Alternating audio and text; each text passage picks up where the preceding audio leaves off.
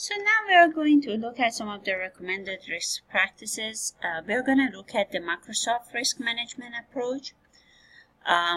So Microsoft Corp also promote a risk management approach. There are 4 phases in the Microsoft information security risk management process. First, assessing the risk, then conducting decision support, then implementing the control, and lastly, measuring program effectiveness. So basically, Microsoft breaks these phases into more manageable pieces. So for example, in the assessing risk, we gather plan data, we gather risk data, we prioritize the risk. Then second step in conducting decision support, we basically define functional requirements, maybe select possible solutions. We estimate risk reduction, we estimate solution cost. In implementing a control, we are looking at a holistic approach. And in measuring program effectiveness, we develop a security risk scorecard or measure control effectiveness.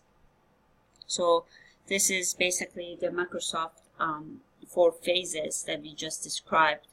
And it just puts it into a more manageable pieces and fewer phases to be able to manage. Next is factor analysis of information risk, or we call it FAIR. Factor analysis of information risk, it includes a taxonomy of information risk, a standard nomenclature for information risk terms, a framework for establishing data collection criteria, measurement scale for risk factor, a computational engine for calculating risk, and modeling construct for analyzing complex risk scenarios.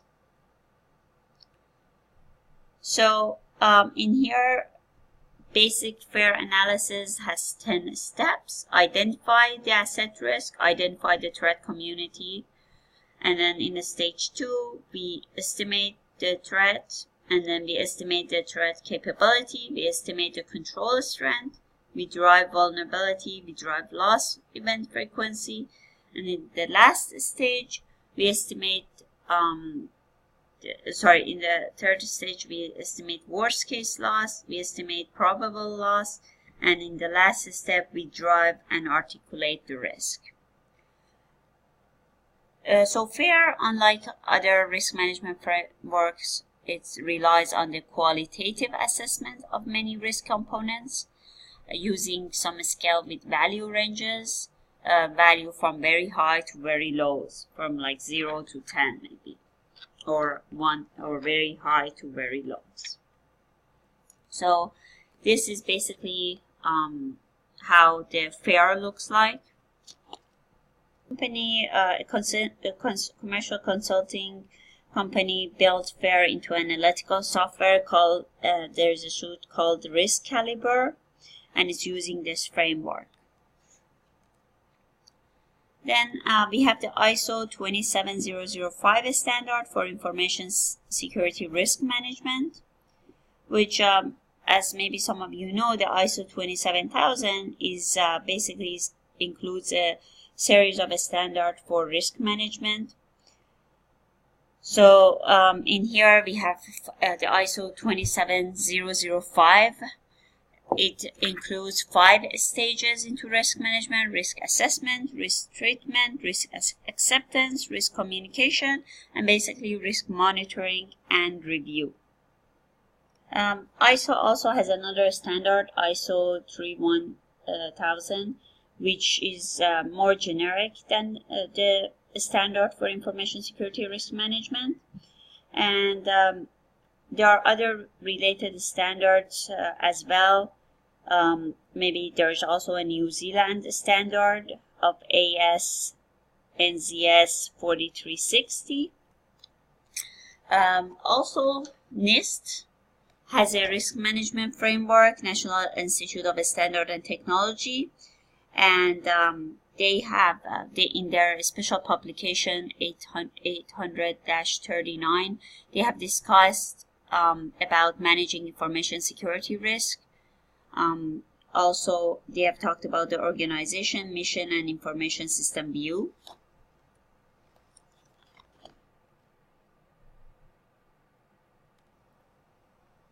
So first component of risk management addresses how organizations frame risk or establish a risk context. That is describing the environment in which the risk-based decisions are being made. Also, establishing a realistic and credible risk frame requires the organization to identify risk assumption, risk constraint, risk control, and prioritize the trade-off. The second component of risk management addresses how organizations assess risk within the context of the organizational risk frame.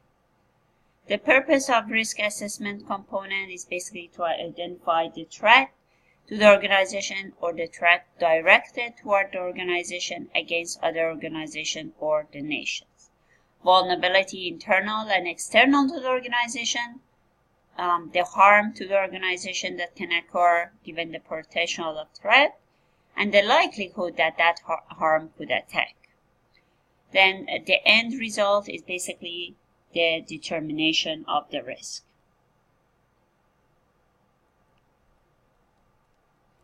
To support the risk assessment components, the companies should identify the tools and techniques that they want to use, the assumption related to the risk assessment, the constraint that may affect the risk, roles and responsibility, how risk information is collected, how risk assessment are conducted, and the frequency of risk assessment, and how the threat information is being obtained.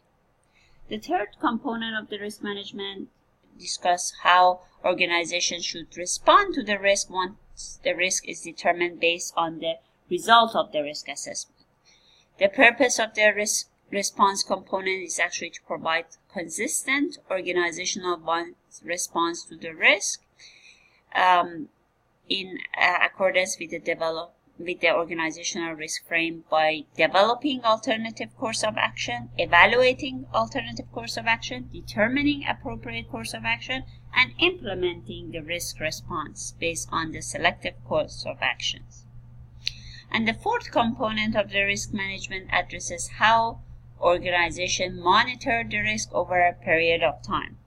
The purpose of risk monitoring component is basically to verify that the planned risk response measures are implemented, determine the ongoing effectiveness of the risk response measure following the implementation, and identifying the risk impacting change to the organizational information system and the environment in which the system is being operated. So basically, this is how it goes. You assess the risk, responding to the risk, and monitoring it. So this is how the information flows by this framework. There are other methods that we're not going to discuss any further. There are tons of materials that you might just get more confused. But just you kind of need to be aware of these methods. INSA risk management process, this is another model, is basically that's out there. So it depends what company actually would adopt. So the company needs to select the best risk management model that is kind of valid for that organization.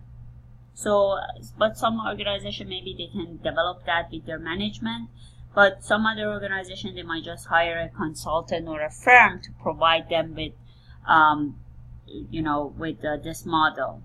So, but it's always important to kind of know about these models. Maybe you don't need to know in depth, but you need to know the risk management model that are out there and to be able to select the best one that applies for that organization. So that's it for this chapter. So this is the summary of this chapter. Please look at, I put some of the important things that you need to know on the canvas. So I summarized this chapter because I know there are a lot of materials. I don't want you guys to memorize everything, but you need to kind of understand in terms of the high level. So you need to basically, if you look at that summary, I put important concept for this chapter, so you can just look at that. That would be very helpful. And remember, you don't need to remember all of this, but you need to know that the sources that are available there. For example, NIST has a model, ISO has a model, you know, this NCA has a model. And if you ever worked in the organization that you are kind of responsible for implementing a risk management model and practices and control, you are kind of familiar with them. That's it for this chapter. I hope you have enjoyed this chapter, and we will at next chapter in the next week we will talk about security management models. I will cover two more chapters, chapter 8 and 9. So chapter 8 is about security management models, and chapter 9 is about security management practices.